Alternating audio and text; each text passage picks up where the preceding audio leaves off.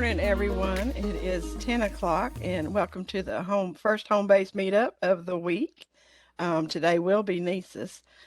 Dr. Rob Dietrich had an area to go to today, so he cannot make it this morning. So we're going to go through the opening slides first. I have pasted links to today's slides in the chat, so please grab those links if you'd like to have a copy of that. And we'll get started. We had close to 40 sign up, and it looks like people are still joining. So I'll ask my team as we go along if you don't mind helping paste those links to the slides in the chat. I just did post them one more time. And we'll get started with the opening session. All right, so we are using WebEx meetings today, and remember you can use your chat, please, to ask the questions during the webinar. All the participants can see the chat. If you do have a private question, you can enter that via the QA. That's usually found under your three dots, and you can ask a private question of anybody, but most of the questions, they'll probably benefit everybody, so please enter those through the chat. And if you're having audio issues, I'm circling on my screen. That is also under the three dots you can use to switch audio. I have enabled, let me check, I have the closed captions. So if you'd like closed captions, you're going to click on the little Martian guy to turn those on. You do not have to share your camera today, but you may if you want to. Please do unmute if you have a question or put it in the chat. Home-based meetups overview. Again, we do meet with the home-based products during this week. It is your seamless go-to digital resource for North Carolina. That's the SIS system, PowerSchool SIS. Your instructional improvement system, that would be SchoolNet. Your learning management system or Canvas. Open educational resources, that's Go Open NC. Your educator evaluation system, which is NCEES, your digital literacy system, which is learning.com. And I believe the last one is, can't see it, the math system that we have. Okay, so we do meet to foster that positive relationship with the field and our stakeholders and communicate product-specific information to our LEAs and our charters and our program schools, and get feedback from you to inform us as we make state level decisions, and also give you time to collaborate and network with each other. This is our schedule for this week. Again, we are meeting with NCEES today. Tomorrow, please do join us for SchoolNet, and that's from 10 a.m. to 12 on Tuesday the 16th. Any of these links are where you go register for any session that you would like to attend. And do use our home-based hashtag as HB Meetups, pound HB Meetups. We always like to see that on Twitter or Instagram, wherever we go. Here's just a screenshot of the schedule. We are doing the November meetup this week, and we'll next meet in February, starting February 7th through February 11th.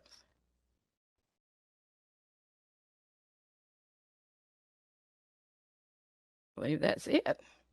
Oh, well, nope, I think this came early. Usually we have this at the end.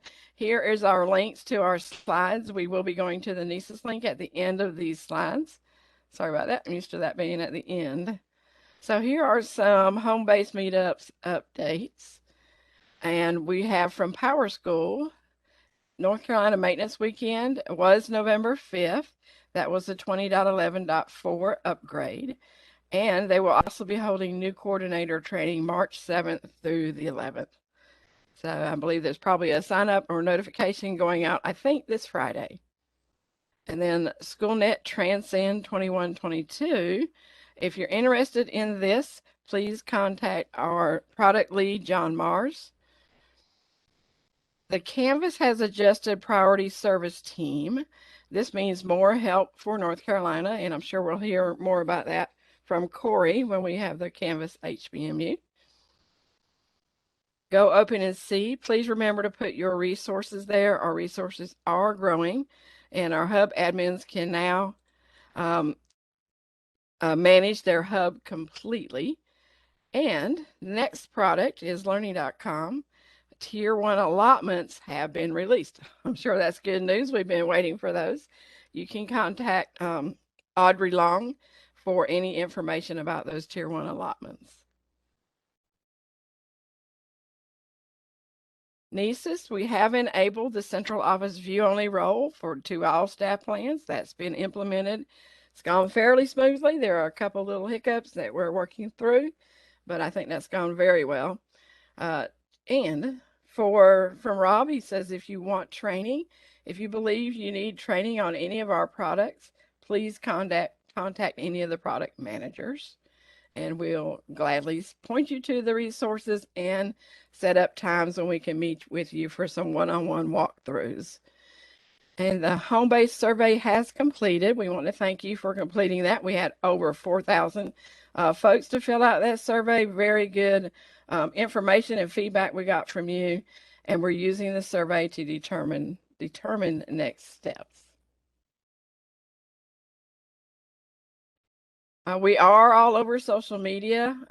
We have the Facebook page, we have Instagram, we have our videos on YouTube. Please check out all those resources and updates, because we try to update those as often as possible. And here is our team. So our team is here today. I am Cammie Nairn, and I do manage the NCEES product. Would anybody else on my team like to say hello? Good morning, everyone. John Mars, product manager for SchoolNet and trainer for all of the applications. Good to be here. Thank you for joining us. Good morning. This is Audrey Long. Glad to be here. Glad to have you all here. Happy Monday. Good morning. This is Yolanda Wilson, and glad to see you all here. I'm the communications person. However, I'm listed here as education program specialist, but you know me as the communications person. So good to see you. Good morning, everybody. My name is Corey McNeil. I'm the product manager for Go Open NC and Canvas. Excited to be here with you all today. And good morning, I'm Tessa Hine. I work with John on the training team, and I am also Justin Connor's backup for PowerSchool. Thank you, guys. I don't believe Justin is on today. So thank you for saying hello. We do want to hope you guys had a nice weekend and were able to celebrate Veterans Day, and we're able to have a chance to thank a veteran. We do thank them for their service. So I hope everybody had a nice weekend after that holiday. Up here in the top right corner is the link to the feedback that we want you to do at the end of the session today. You will earn a 0.1 certificate, CEU certificate, if you complete and elect to receive a certificate, that feedback at the end of the day.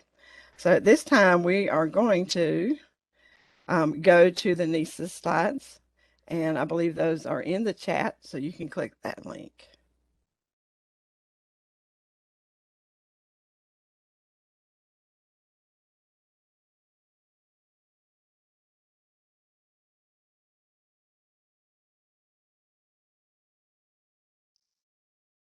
All right, we're up to about 30 folks in here, so that's great.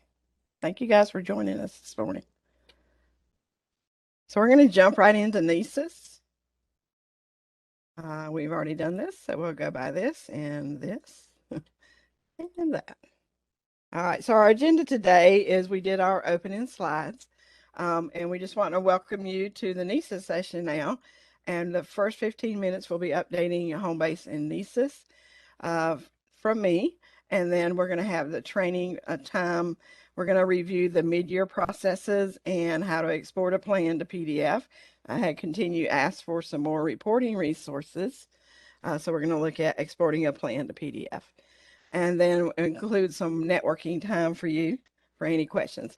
On the registration, I didn't see hardly any questions. Brian Probst wanted to know why our time was changing so late this year. I'm still getting used to that hour change. It seems to be worse this year. taking a while to get used to it.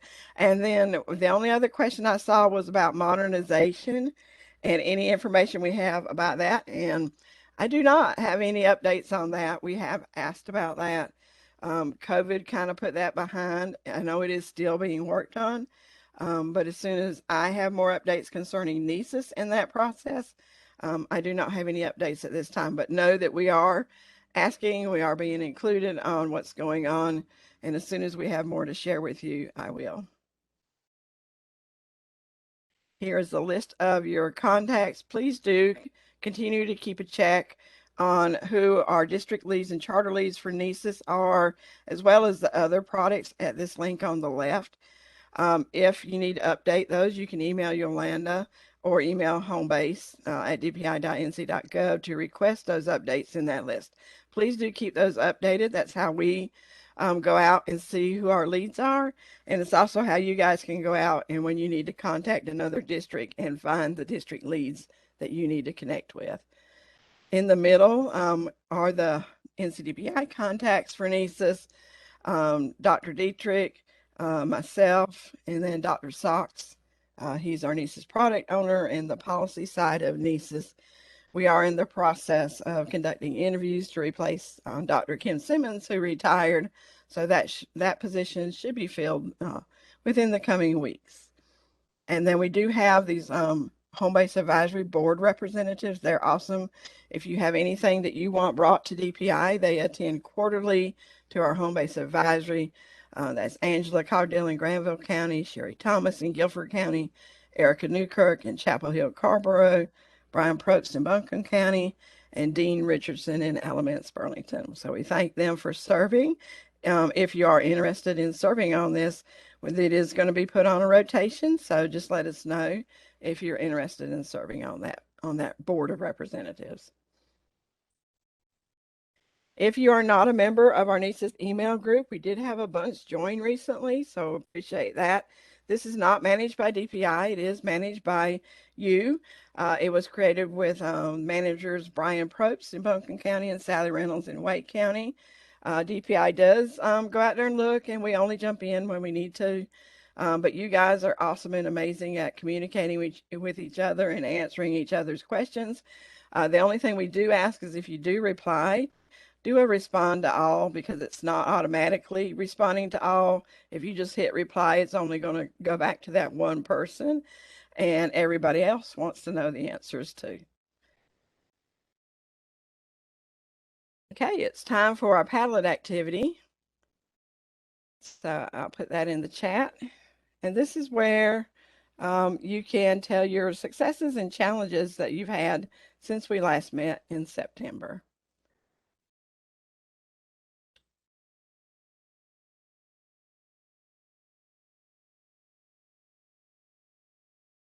I think I'm going to turn off my video.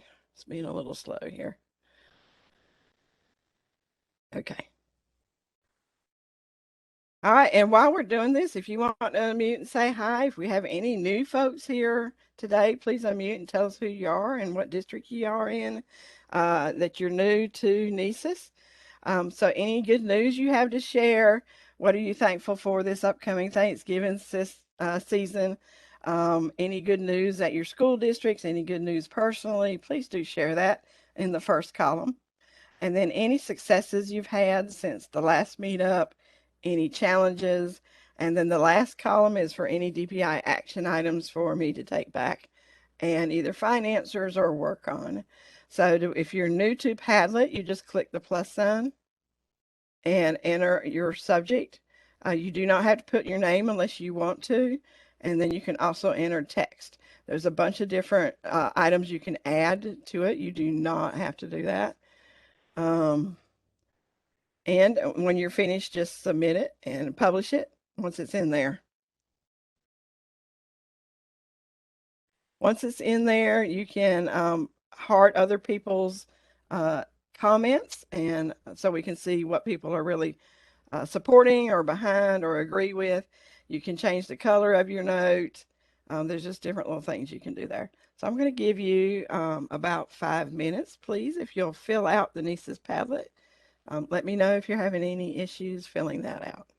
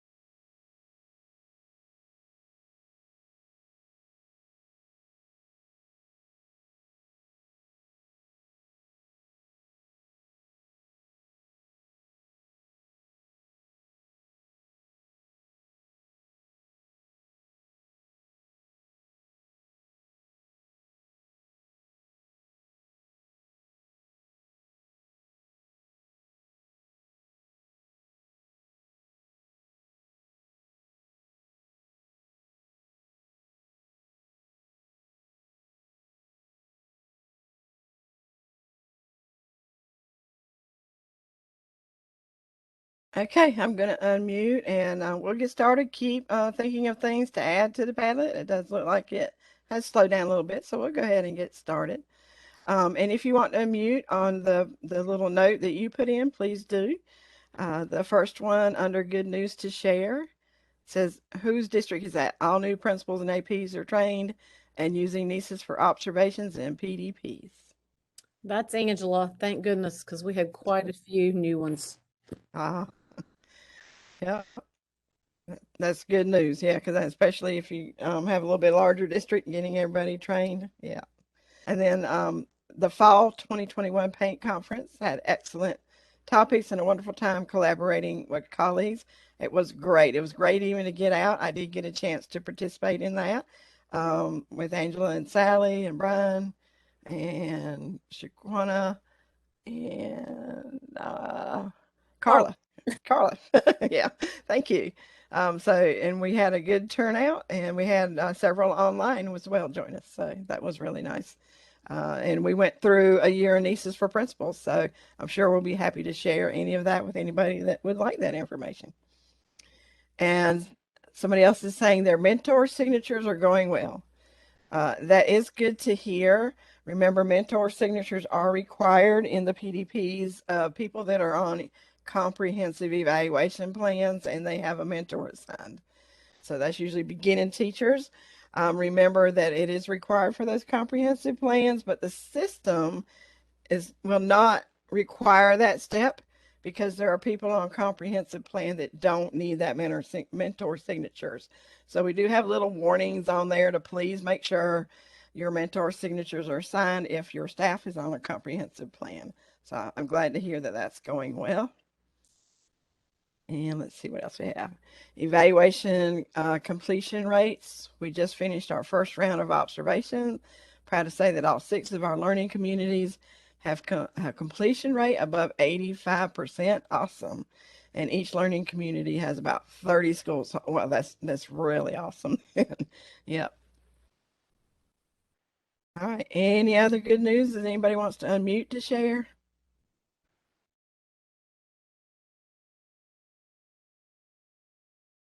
Okay, we'll come over here to our successes. There's another one about the Fall Paint Conference. We did hear from multiple size PSUs and DPI.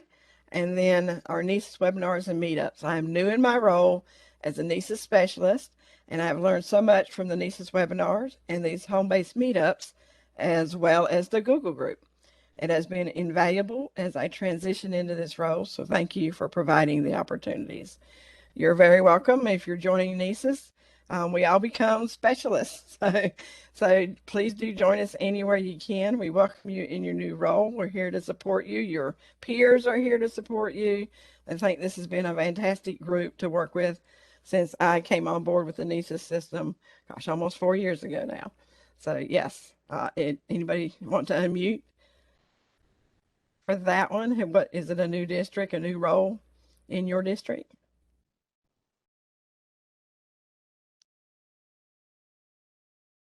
I think they want to be quiet. All right, so we're on target with PDPs and first observations for all beginning teachers in the district. That is a success too. Keeping everybody on time with meeting their calendar deadlines for their evaluations and PDPs. That's always good.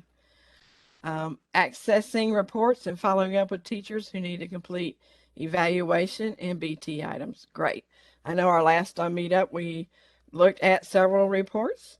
So I hope that was helpful to you in getting those audit items for the BTs. All right, we have a couple challenges. Make sure I got everything there. Yep. So finding experienced teachers to serve as mentors at 2 virtual schools that were not staffed until later in the summer. Wow. Yes, that's been a big issue this year, getting the teachers that can do that. So I hope you were successful about that. Did you want to speak to that? Or did anybody have any help for that in finding those kind of experienced teachers about your process to do that? We have a hybrid school, and I've actually, they do have a base location, And Mhm. so we have an experienced district mentor that's also in the same building. And then at a school about a mile around the corner, we have two mentors who are helping with our hybrid school in doing that. So we just you have to do the process of getting the permission of the principal and the recommendation, just signing that for your BT records in case you're audited, and making sure that their summatives are accomplished in order to do that. Thank you, Angela. That's good information. And then the last challenge that we have posted here is getting school leaders to use the record of activity for missed and late evaluation items. Does everybody know what we're talking about? That we can go look at that real quick, or did you want to unmute and speak about that? Why that's been hard to do?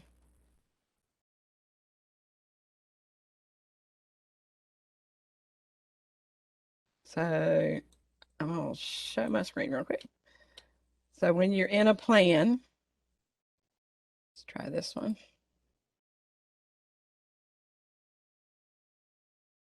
Oh, did I open a, sorry, didn't mean to open a principal plan. Hang on.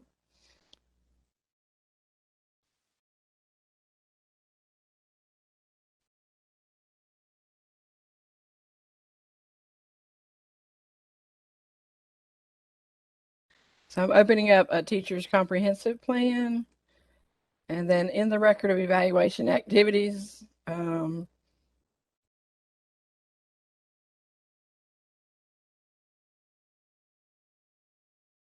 this is a good place to put your notes. You just come in here and edit. People usually use this teacher background area to put any notes in here that are noted or needed to note for the plan. People on leave, why somebody's on monitored PDP, different kinds of notes that you can put out here. It can go in this teacher background and be a record in the evaluation plan. So you just can go into, and I'll go back and show you that again. You open the plan, you go to the record of evaluation activities, and again, click on that link for record of evaluation activities and click on edit. And then you have that area. You can also attach files out here, which was added a couple years ago. So any kind of documentation that you need to back up a note, that can be attached as well.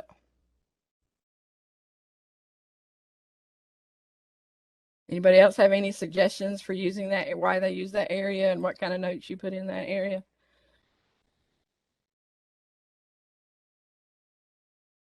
So it looks like they're trying to get them to note when they miss or an evaluation item is late. So that's what they want to document it there. Okay, anybody else have any other comments? Thank you for filling that out.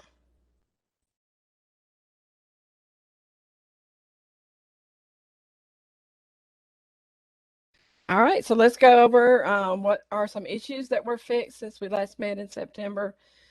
We had the big issue with Moodle and Canvas, any LMS course that was integrated with NCEES. All of a sudden, people couldn't get to them. Their course completions were not feeding back. At first, we thought it was just a Moodle issue, but then the cause of the issue was found to be at the PowerSchool level. Somebody accidentally did an update which set all the course IDs to 0 and not the actual course ID. So PowerSchool was able to implement a hotfix on September 30th to reinstate those internal course IDs, and everything has been working okay since. I have published some ad hoc reports last year that show percentages, and those were under the observation single row published reports. And when I went back and looked at them, they were not holding the locations correctly. So I deleted all those and republished all of those for 2021. So if you need those kind of percentage reports, then you can run those now. I have gotten those updated. And then we had feature release 21.10.1.0. This went in November 7th weekend, and it hid the Add Administrator button in Administration Staff Management from any district administrator.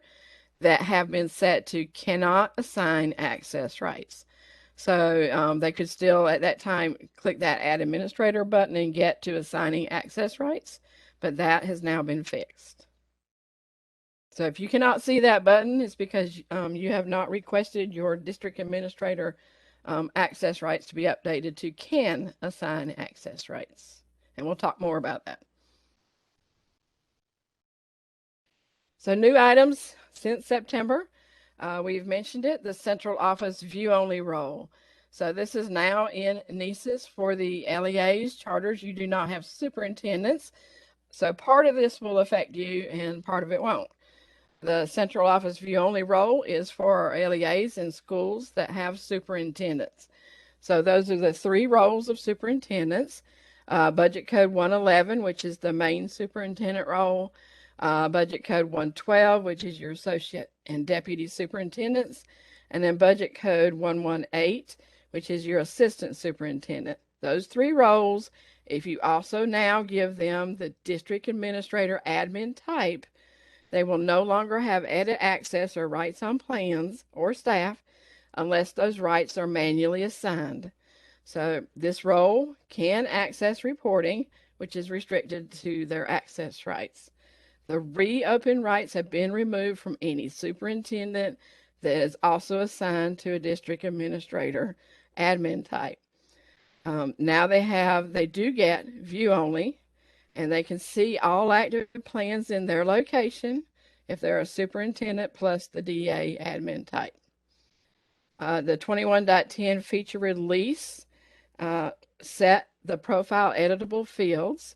So I can edit those fields in the profile. You guys cannot see those fields. They are can assume identity. That's either set to false or true. Or they can assign access right. That's either false or true. All DAs will retain access rights to create reports. So they can still get to the reporting tab and they can still create ad hoc reports. All right, so the part that affects every DA, assigning district administrator rights. So anybody that has given district administrator rights or was updated with this process no longer receives can assume identity or can assign access rights. If you need those rights back, or if you're setting a new DA, you're going to need to fill out this form that is linked here so that I or PowerSchool, if you have a whole spreadsheet of people, we'll send it to PowerSchool and they'll import it and they will update those rights to can assume identity or can assign access rights. Now note, until the end of the month, this is one of the issues we had. Excuse me, just a minute. When you assign a new DA, currently they are getting can assume identity and can assign access rights. So if you need that turned off, let me know. All right, coming soon, you're going to have a brand new district administrator guide. So I'm making this more into an actual guide. It's going to be in more linear fashion, let you know what you can access and what you can assign and do. When I get the guide updated, I'll update this link and I will publish it out. So it's currently just started. I hope to have it done by the end of the week. However, I have linked in here the DA workflow chart. I do want to show this to you. I did hold a Q&A session Tuesday, November 2nd about this DA process, and we did look at this guide. Let's see if I can make it larger. I can present it, I think. Yep. And just do a quick walkthrough for you. So as a district administrator, DPI sets the first district administrator in any district, or somebody leaves and didn't assign anybody else, we will assign another DA. But for the most part, we only assign the first DA in your district. And then that district administrator can assign others to be DA. They can assign others to be site admins, and they can also assign those plan access rights. So we're looking at setting the district administrator admin type. And how do I know who to assign it to? I've linked in here our NCEES Data V7, which tells you which roles come into NCEES. They're either administrative or they're instructional. Pretty soon in the coming weeks, we're going to also enable support, which is being enabled in NCEES so that we can put in PD-only access people. So some of your classified staff, some of those other certified staff that need to get in that currently do not get into NCEES, we're going to pilot that with EC division and then eventually get more people in. But right now, the middle section, they shouldn't be assigned any kind of district administrator rights. So do not assign those. You can assign DA to anybody with an administrative role or anybody with an instructional role. And I've seen them assigned, and when I run my reports, we have all kinds of people assigned to district administrator. Think about it carefully because you're giving them access to everybody in the district. All right, so if you're assigning an administrative role or instructional role, and you say, yes, I'm going to give them the DA, district administrator admin type. So what kind of rights are they going to get? And you just follow it down. And depending on their access rights, these are the rights that they could get. They could get reopened unless they're a superintendent. So everybody that's not a superintendent will get reopened on all plan types. Reopen comes automatically with the right to archive and delete plans. So this is when you're cleaning up plans. You must have the reopen rights to be able to archive and delete plans. All right. And then the next one over is view only. That is for those 3 superintendent roles. They're not getting reopened. They're getting view only. Then the next one over is when that fix goes in at the end of November. Any new DA is going to cannot assume identity and cannot assign access rights. If you want those to be can assign and can impersonate or assume identity, you need to fill out the form. And finally, reporting, which is creating ad hoc and going to the reporting tab. Any DA will still retain those rights. All right, any questions about that?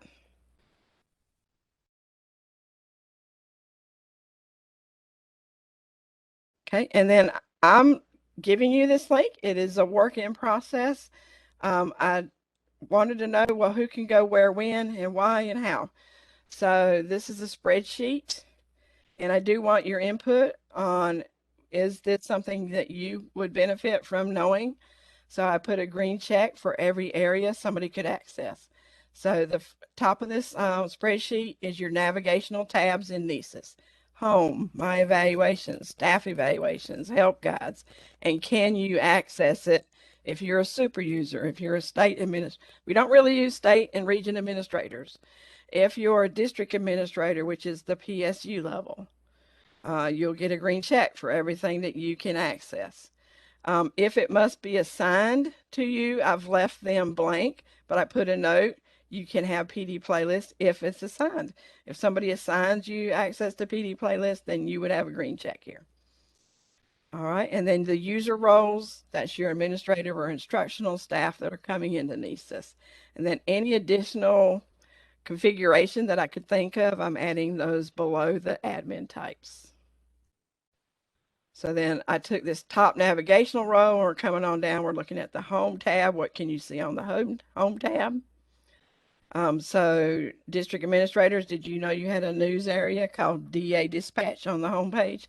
That's where I put links to all the past newsletters, any notes that you need to know as a district administrator. The site administrators and the users cannot access that. And then you go down to my evaluation. What can you see there? And so on for each tab that's in NCEES, and then each link that's on under each of those tabs to show you who can get where.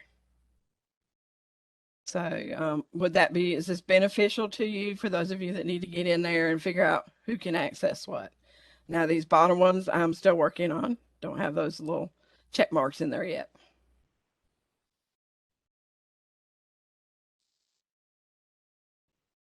So I'll include a link to both of these in the district administrator guide as well.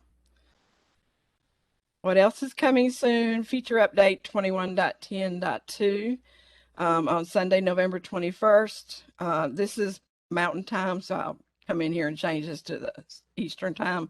So that would be 10 p.m. to 6 a.m. for us through November 22nd. They're going to deploy 21.10.2. It's just a little update for, I believe, professional learning. They did not list in the link here this. So included in this release, but not listed in the release notes, because this is a DPI specific fix. So when we create those new district administrators, they will be set to cannot assign access rights and cannot assume identity. This is to facilitate that central office view-only role so that you can be assured when you give a superintendent district administrator rights, they will only have view-only access unless you decide otherwise. All right, and then we had the issue of deleting a document override, and we have a couple of slides coming up for this, so I'll go more into that in just a second. Here's the beginning of the new district administrator guide to let you know what's going to be covered in that guide. As soon as I have that ready, I hope to have it published by Friday.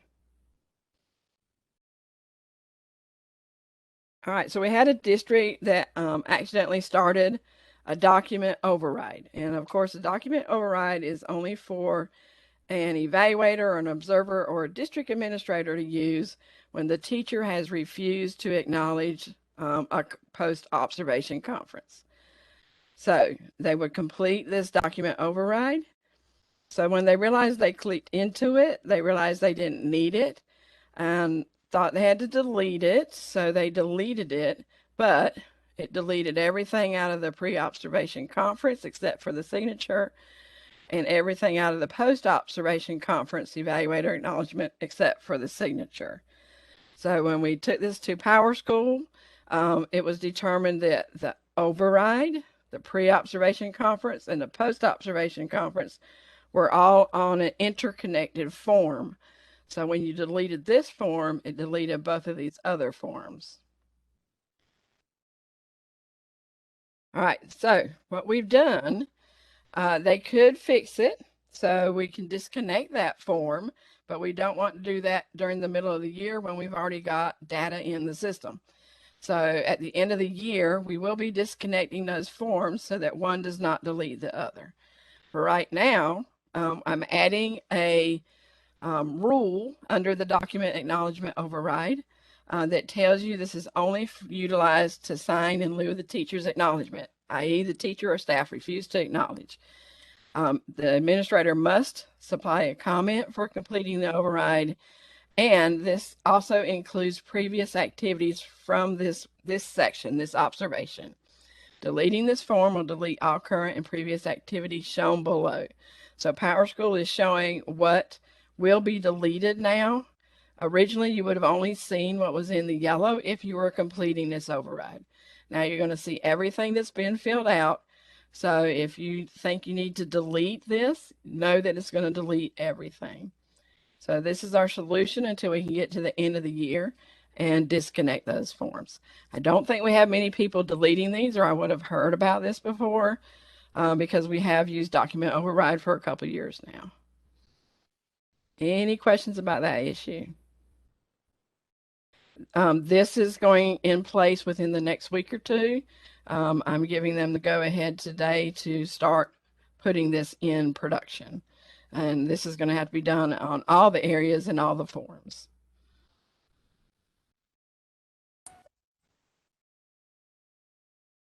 Okay, any comments? Hey, Cammie, it's Eleanor from Charlotte. Hey, hey. How are you? Good, how are you? And maybe you considered this, but why not just turn off the delete button and have that be by request? We asked that. They couldn't do that. Yeah, we asked that. Good question. They said they couldn't turn off the delete button. Do you have a delete button in yours? Do you have I would have to.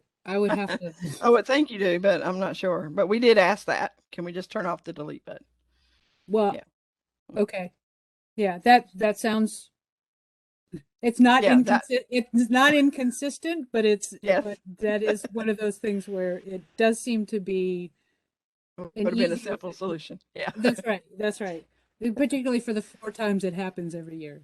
Interesting. Yeah. All right. Thank you. I think that's a good solution that applies to those 4 people. So. Okay. Yes. Thanks, Eleanor.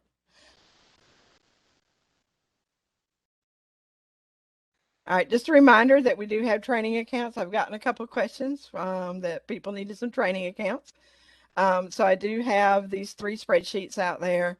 The first one includes a group that you can go sign up to use. It includes a district administrator in that group. The next one is just like a principal and 3 teachers. So if you need to sit down with somebody, one of you log in as a principal, the other as a teacher, you can work back and forth in a plan. Do know that if you're using these training accounts, you better go out and check and make sure plans are assigned. So they need to process overnight before you can actually train somebody. So some of these may have plans set up, but not all of them will. Sorry about that. And the last one is just a teacher list of teachers in the training site that have access to a PD office if you want to practice setting up a course.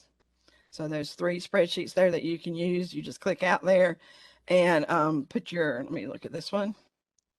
Just put your name or your initials. If you need it for a specific time period, please do put dates under your name so we know. We ask that you not overwrite somebody's name. So if you need a lot of training accounts, let me know. And we'll see what we can do. But right now, most people haven't needed a ton of training accounts. They just needed one that they could either project or share with a few people. So you can sign up for as many as you need. I do ask if you're done with it, go ahead and take your name out. That way people will know that they can use that one too.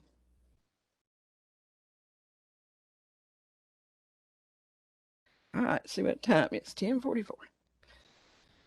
Okay, so we're doing pretty good. All right, so I mentioned earlier that we're working on giving access for PD only use in NCEES. This is in test, and we're very close to getting this tested out further. We've got an approval on some EC budget code pairings, and as soon as we've got them in test and we're sure that that's what we're going to use, we'll get those shared out with you. This is very close. So right now, we're going to add them under the position of support. So we have administrative and instructional, and now we're going to have support. These can be viewed in the staff profile. We are piloting with the EC department. This will add additional staff in my staff. They would not be evaluated in the online tool. They would not be assigned access rights to plans.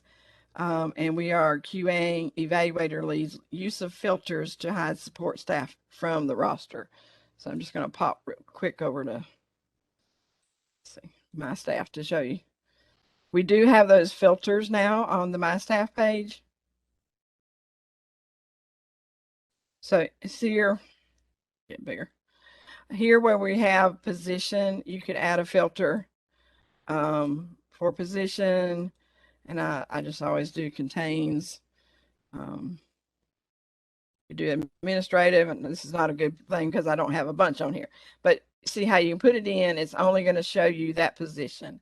Currently, you'd have to update that every time that you come in here, but we have asked PowerSchool to look at, and they're very interested in seeing if they can do this to hold any filter that you set on this page.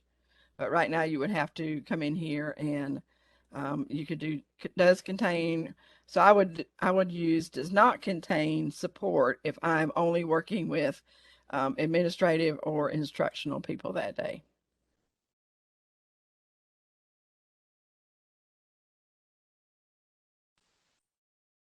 Right, so we have a lot of districts excited about getting some PD only staff in the system. Right. So we're still also working out the DPI's Canvas. We are unlimited on the staff we can put in NCEES, but Canvas is license limited, so we are working that out as well. And how to set those courses up.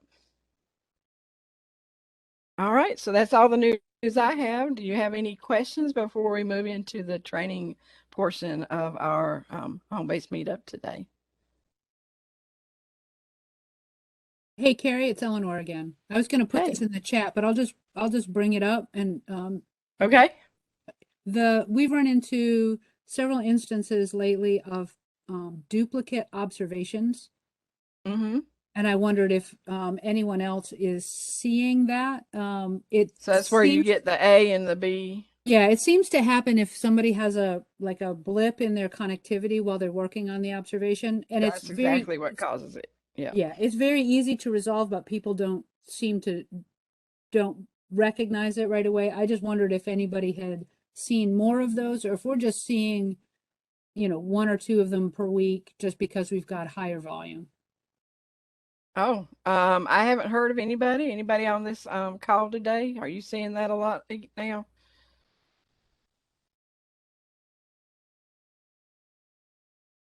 Okay, just bringing it up and wanted to Yeah. see if there was anything in particular going on. It's just one of those things that does crop up. Yeah, We haven't yet, but I'll keep you posted if I hear. Yeah. And it's easy to fix. Whoever started the evaluation can go in there, reopen the rubric, and go under the menu or click on the B that's been added. So it'll have A and B with their same name there started. I was trying to find a picture real quick, but it's not coming up for me. If I find that picture, I'll share it out with y'all. But you can just delete one of those, and then you can move forward with the actual one that was started.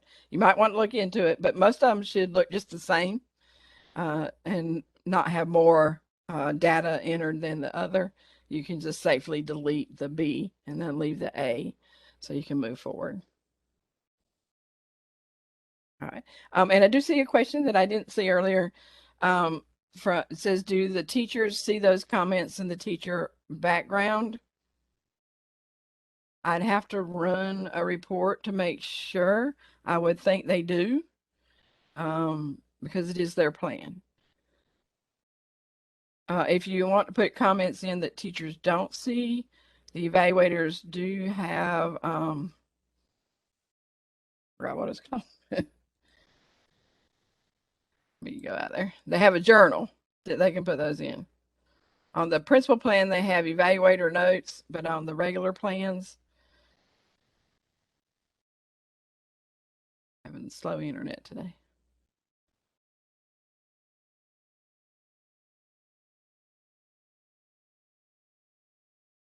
They have the performance journal. Teachers are not supposed to see this. They can put a note in, enter a new note, put your note in, tag it to an element if it belongs, tag to an element, and click done. And then you can attach any files to that note.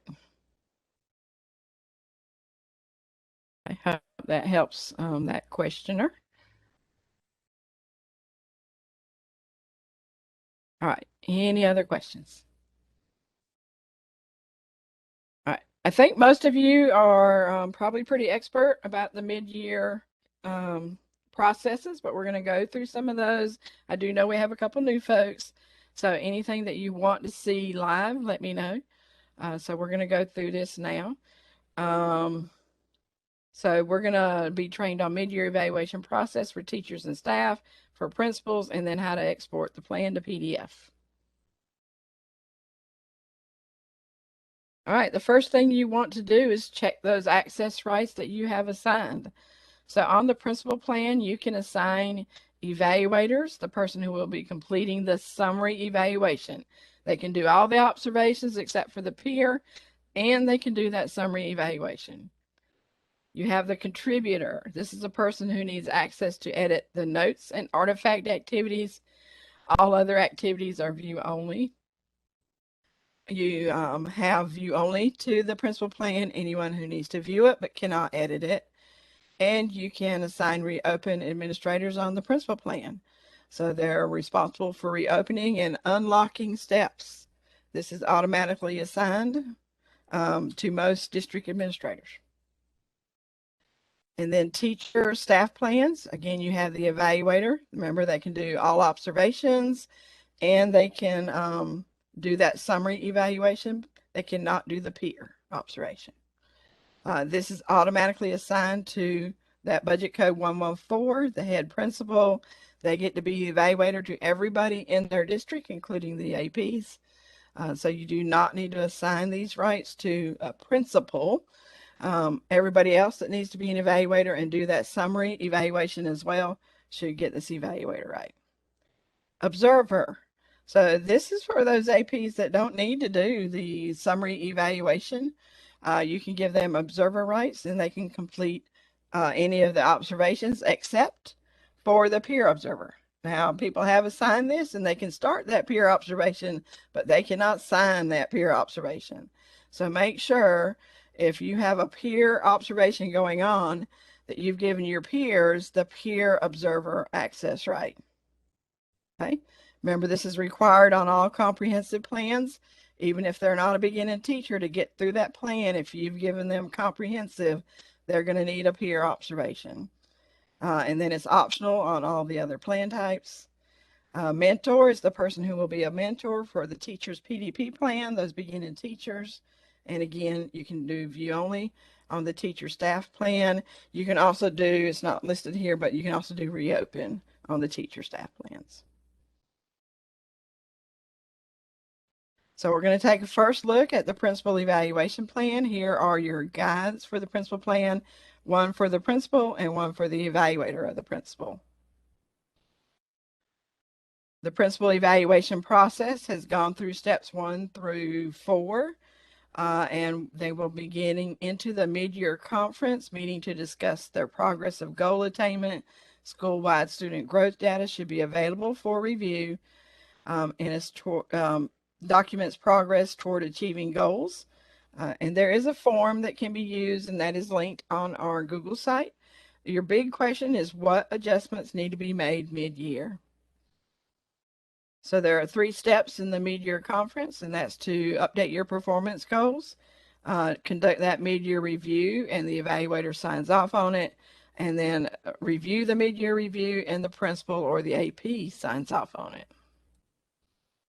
Here is a document that Dr. Simmons posted that has good questions that could be reviewed before that mid-year conference takes place. This can be used for any observation conference and any summary evaluation preparation. If everybody can answer these questions, you're well on your way to having a good conversation when you have those conferences.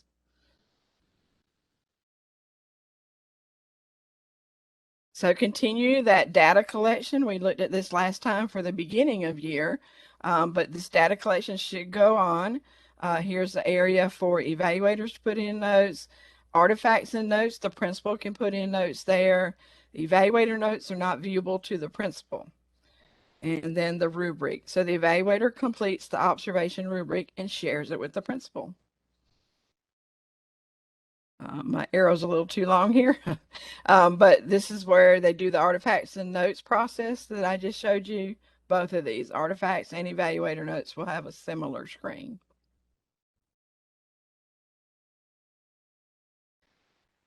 They're going to click into their mid-year conference container in their plan, and they're going to do these required fields. Remember, in NCEES, all required fields are marked with an asterisk. So that's your performance goals, mid-year updates, the mid-year review evaluator signature, the mid-year review principal signature. So when you click into the mid-year updates, they're going to click edit. The principal is, they need to set their mid-year evaluation date. And then they can go to the next section, which is reviewing those beginning of year goals or adding new performance goals mid-year. So at some point, they do need to have one goal that is tied to the human resource leadership. Notice it has an asterisk, so it must be included.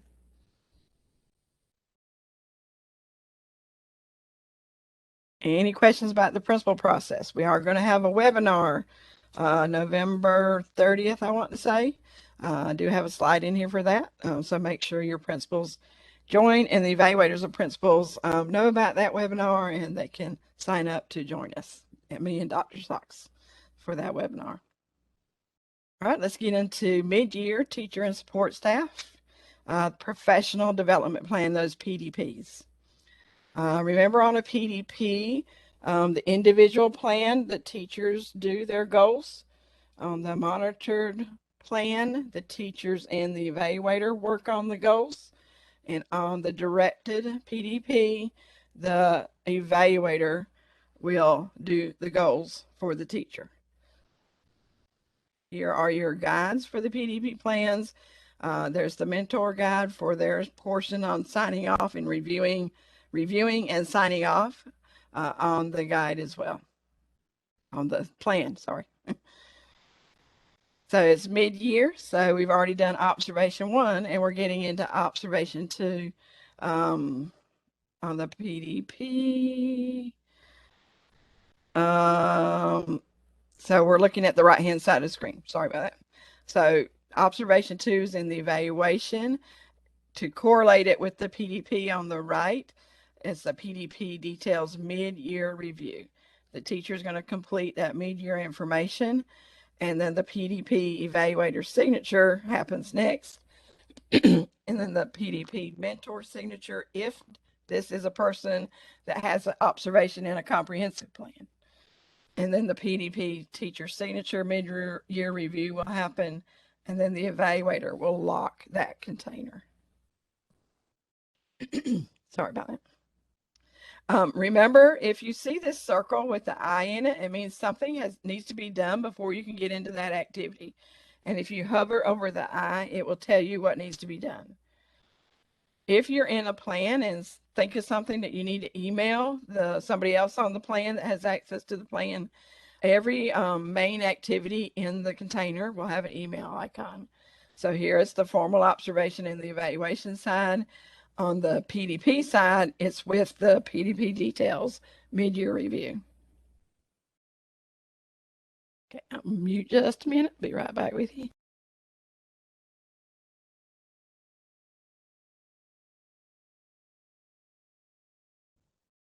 Okay, maybe this frog will go away. You can also print in different areas of the plan, so look for the little printer icons.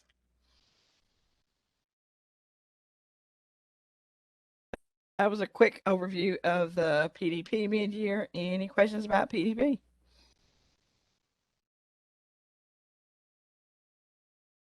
All right, we will cover that in the teacher webinar that will be December 7th. This next one will also be covered December 7th in full. This is the mid-year teacher and support staff evaluation plan process.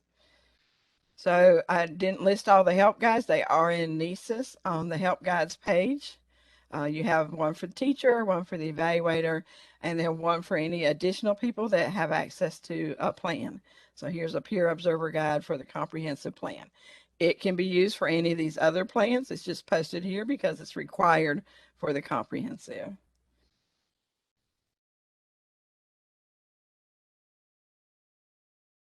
Dr. Simmons also came up with some questions for your teachers as well and their evaluators.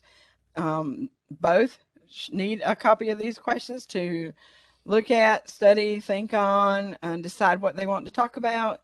Does it meet any of the goals that the teacher is trying to reach? So there's some good document for questions for post-observation conferences and can also contribute in that summary evaluation conversation.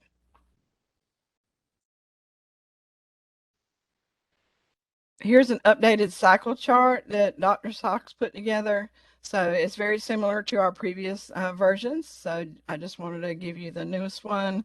So if you look across, you can see what activities are required by the X's in each plan type. So comprehensive plan in the red area is mid-year. So there's the observation processes that have to happen, or it includes all the formal observations that have to happen. The standard cycle and the abbreviated cycle.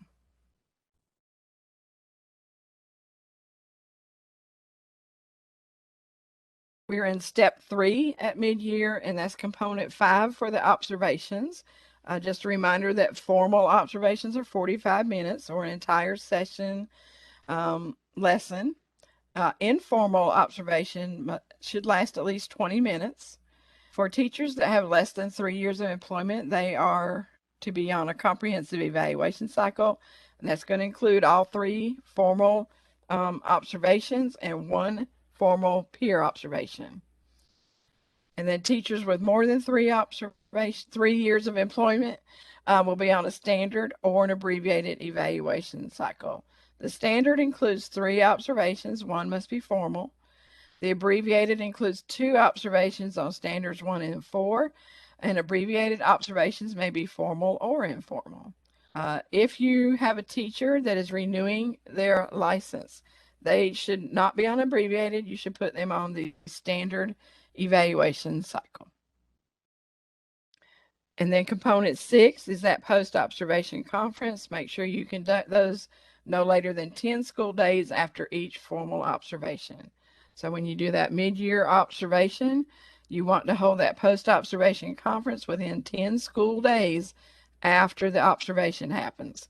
If it's longer than that, it is suggested that you redo the observation so it's more relevant to the post-observation conference that you're going to hold.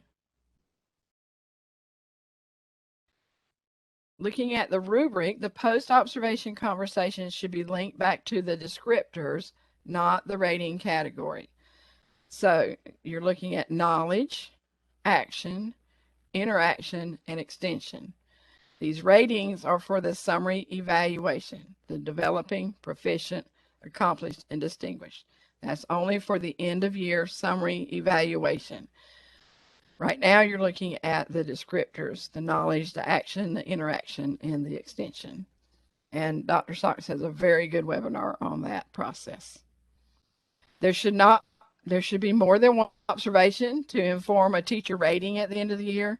It says no single observation, no one observation should fully inform a teacher rating.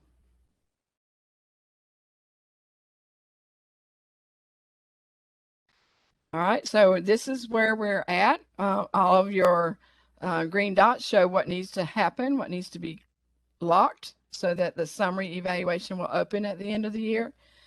So we're at mid-year point, so the comprehensive standard and abbreviated plan should all be on observation 2. Late hire plan is not really a DPI plan. It's put out there for you to use for those late hire folks. And so it just requires that first observation. But these must be locked to open the summary container. So before those be open, these top 2 are going to need an additional observation, and the comprehensive plan is also going to need that peer.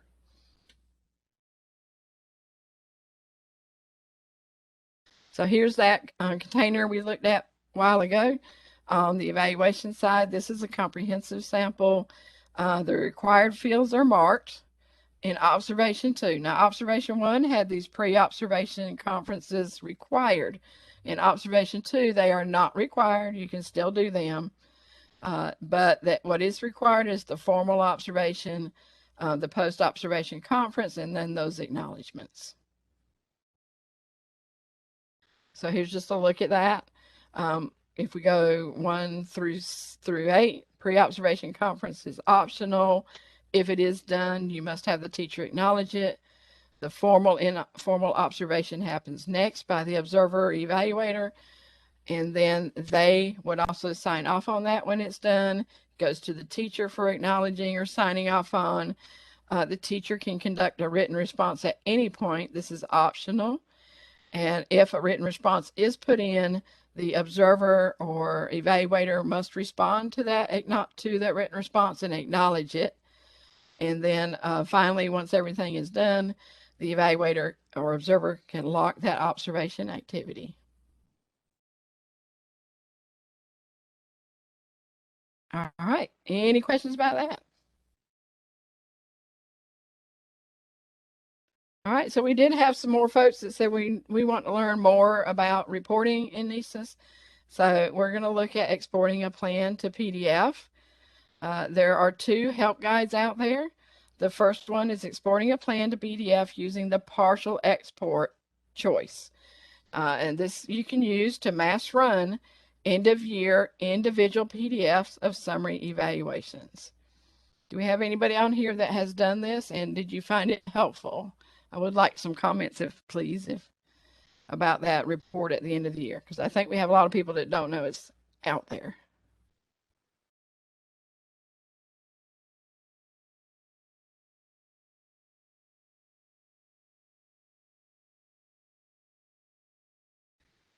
All right. So Eleanor has put in the chat that they've done it at CMS. Good. I know we have some other districts that tried it out last year, and I think we worked all the kinks out that are in there. It does run much better than it used to. All right, so we're going to walk through that in just a minute. The other guide we have is exporting a plan to PDF using the record of activities templates. These you can run to mass run individual PDFs of the record of activities reports for either evaluations or PDPs. Running the PDP record of activities template can be used for those beginning of teacher records for those audits that are held. So this slide, I just wanted to show you where we're going to go. We're going to go to System Administration, export a plan to PDF. Oh, it looks like Dean Richardson also used it in Alamance, Burlington. So I hope it ran good for you and was very useful to keep those records. You know, when we were on McRail, that was pre-me.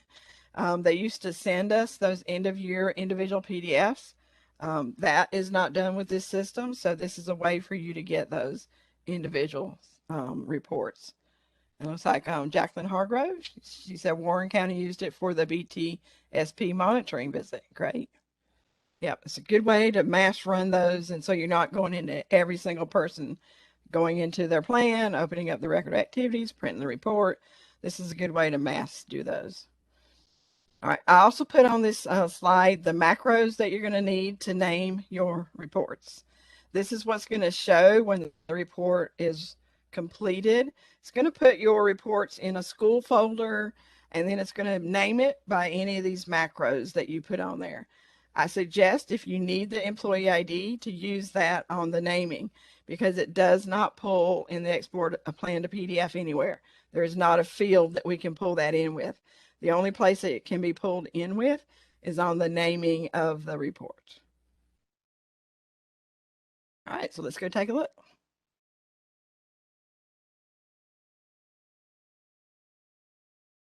All right, so if you're coming into NCEES,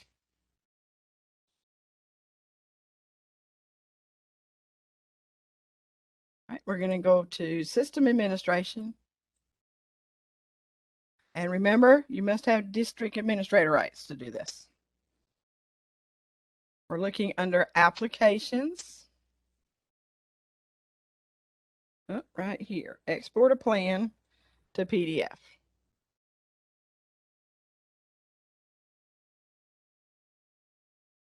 All right, I went and scheduled one this morning so you could see what it looks like when you come out here.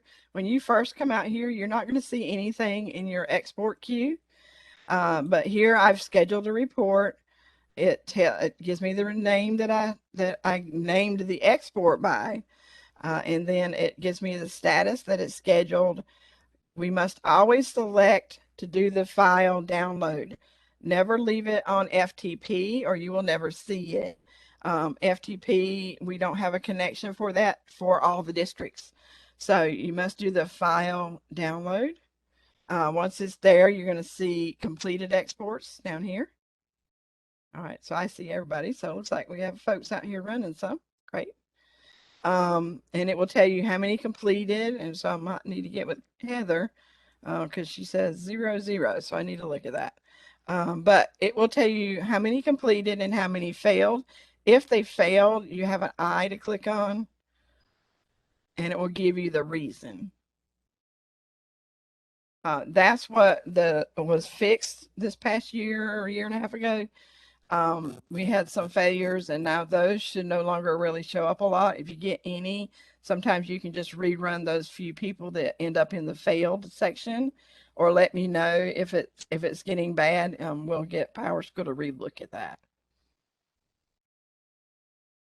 All right, so this is your page with your queues on it.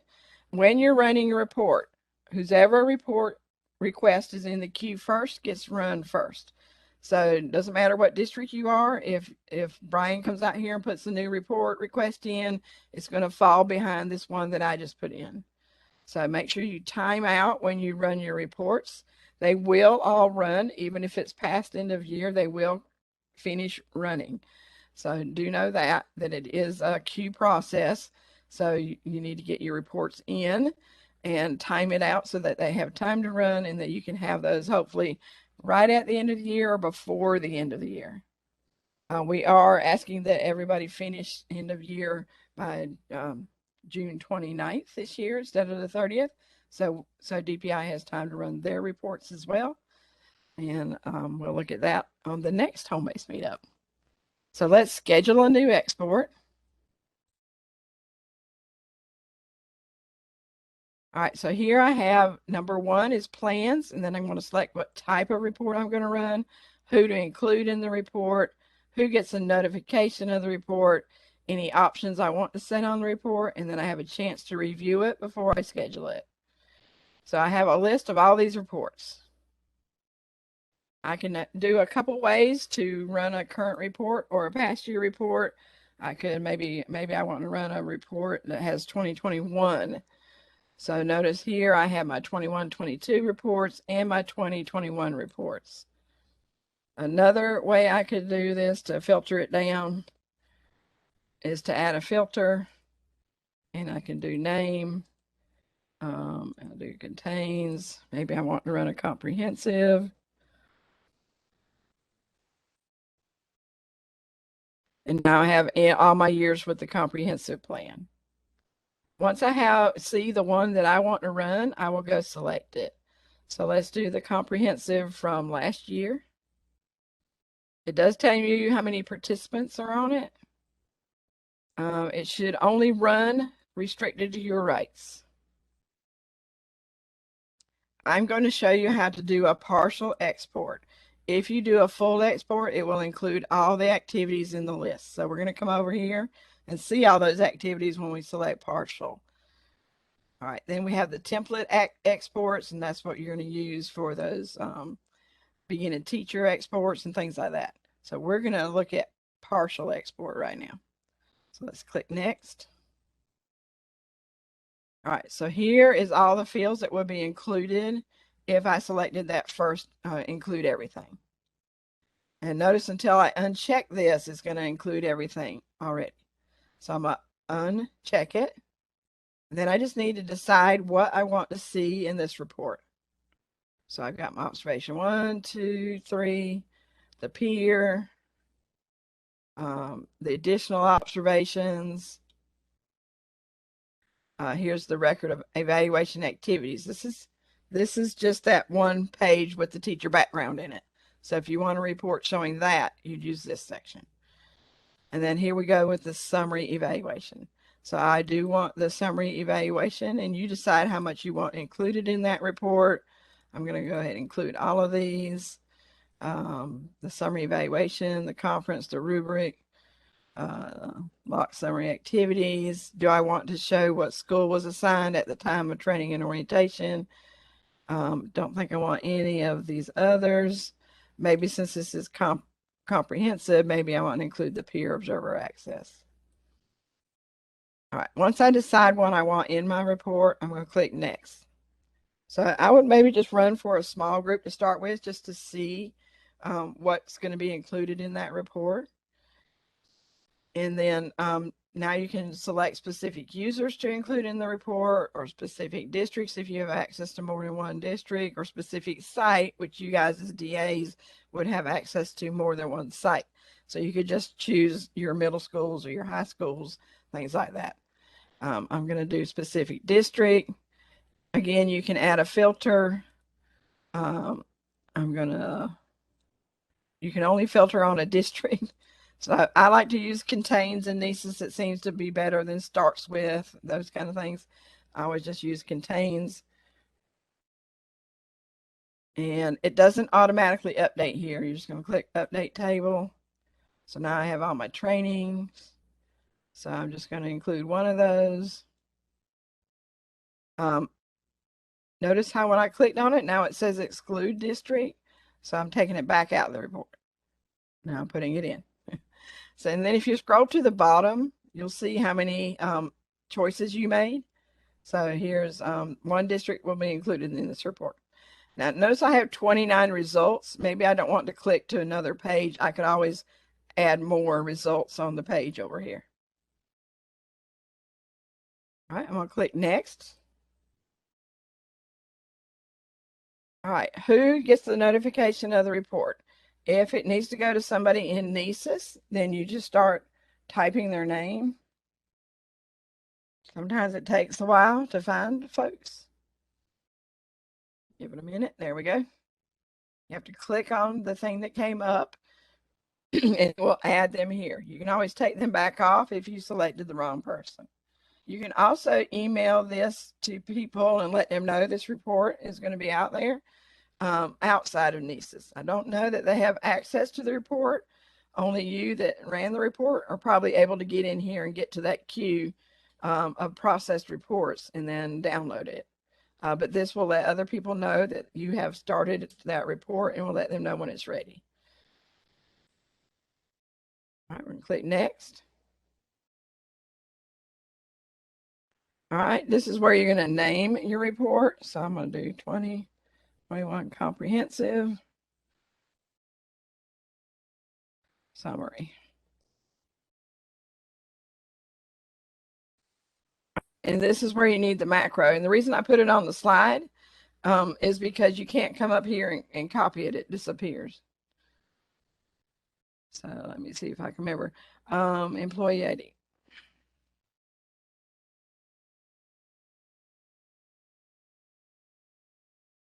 Make sure I did that right. Nope. All right, and then you can comma separate these, put spaces. You can play with the naming and see how it comes out if you want to include something else. I'm just going to include employee ID. All right, I usually don't check that next one, the delivery method. This is very important. It's automatically bulleted to go to FTP. It's not going to go to us. So we must select the next bullet down. This is going to go on the home page for export a plan to PDF. So I guess the email that we looked at a while ago, if we had the ability to get it to FTP, that might be handy for those that are getting that other email. But we are only getting the plan to the home page. Downloads to the home page on export a plan to PDF. When do I want to start this report to run? I'm going to select today. And how long do I want it to be available? You can change that as well. Maybe I want it available through the end of the year. All right. Do I want to pick up those entries that this system still has access to of people that are inactive? If you want to exclude those people, then you click this box. Do I want to include file attachments in this report area that I'm pulling? So I would check that box. I don't. Do I want to export only completed plans? Maybe. So I'm going to check that. You decide. You run them both ways and see what you get. And then do I only want to export those that have shared observations? I want to export everybody. Now, I have some site options. I always just leave it on the second one. Associate the evaluation plan to the location of when the owner started the plan. That's how we mark our plans. It puts the school name on where they started it at. And then I'm going to click finalize.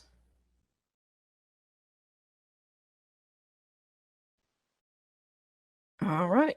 So I've done my plan type, selected my plan, the type, selected the activities that I wanted to include, selected the people I wanted to report on, selected who should get notification of this report, selected all my options, and now I'm reviewing.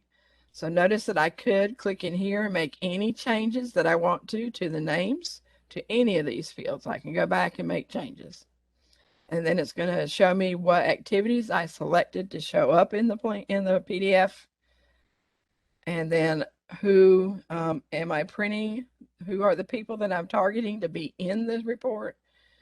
And then who gets a notification of this report?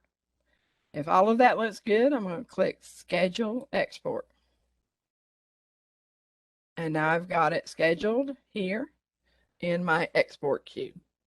Now it can take a couple days to run. So do just check back. It will email you when it's ready as well.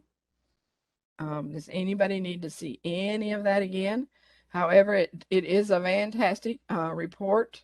I was hoping there'd be a completed one to show you how it downloads, but I don't have one out here right now. But it will give you a download folder, and then you're just going to export that, download it to your computer, extract the report, and you'll have the folders for each school that you selected. All right, I think it's a fantastic report, especially if you want to keep those records at the end of the year.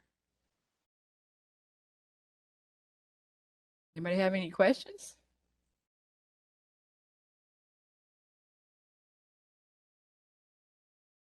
All right, we're coming up on 11:30, so we're making pretty good time. We do have time for you guys to network. So any of my new people, any of my people that are experienced NCEES users, do you have any comments or anything you'd like to talk about during this next few minutes?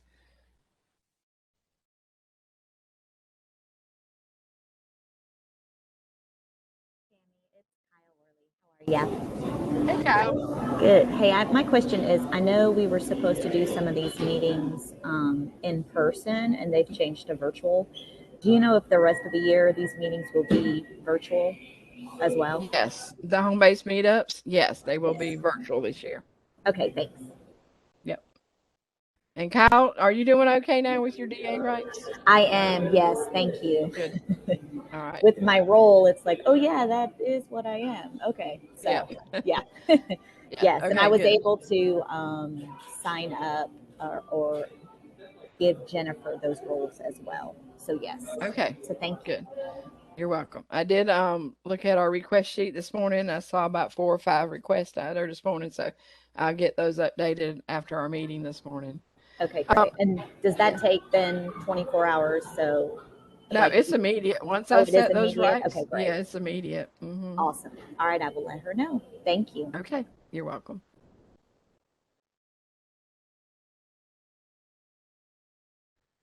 I would like to get your thoughts on our next meeting. We'll be covering end of year. This WebEx does have the ability to do breakout rooms. I think I'd really like to try that out for our end of year session and get some networking going on. It's also not recorded, so you can speak openly to each other. So give me your thoughts on that, either now or later. On what we can talk about for end of year, what kind of breakout rooms we can hold. Maybe we can do one on reporting. Maybe we can do one on the process of doing those summary evaluations, different things like that. And by then we should have our new person on as well. So maybe we can have a room for the policy side of questions and one for the system side of questions. So what do you think about that?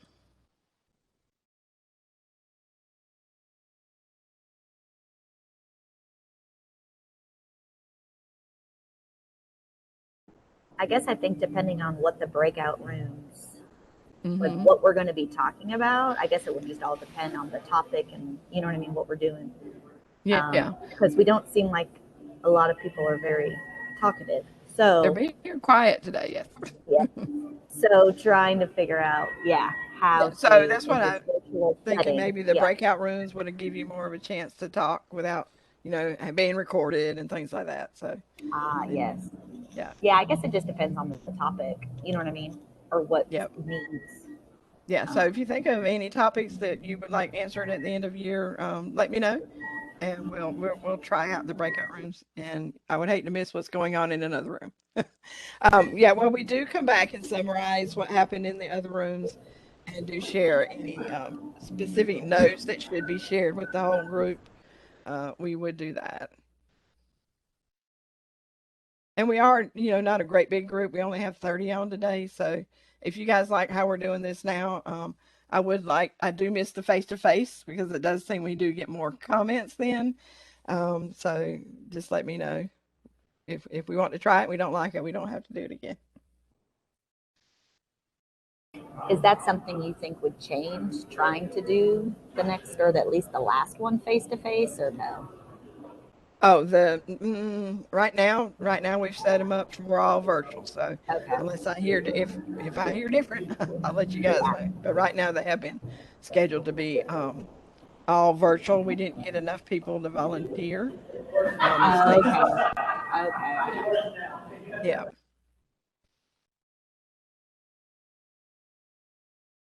All right. Does anybody else have any other questions? Do want to let you know about the webinars that we've got coming up. So Tuesday, November 30th from 4 to 5 p.m. will be that middle of year processes for principals. I'm going to try to rearrange that one so that we talk about the principal plans first, and then we'll get into what they need to do on the teacher plans.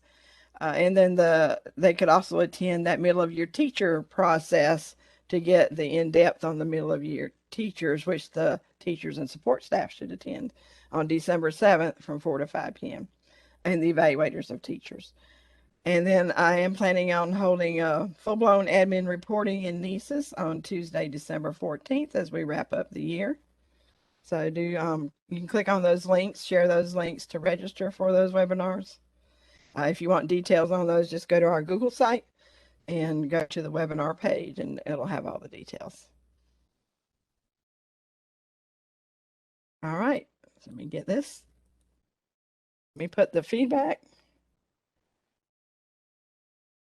All right, well, you are quiet today, so please do give me some feedback. I do appreciate the comments that were made today. I think they were very valuable to our peers and people that are networking with us today on the different topics that we did cover today. So if you want to fill out that feedback link, and if you can use a certificate for that 0.1 CEU, then just elect to receive that certificate. And I do hold office hours. We've been doing the right many of those lately. So I am available. Just let me know. There's the link to my calendar.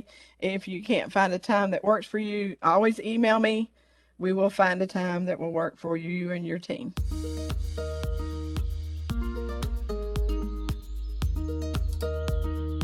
Okay, so I'm going to stop recording and I'll stay on the line just a minute. Stop the recorder. Thank you guys for attending today. Wish everybody a happy Thanksgiving next week. We have another week to get through, but happy Thanksgiving for them.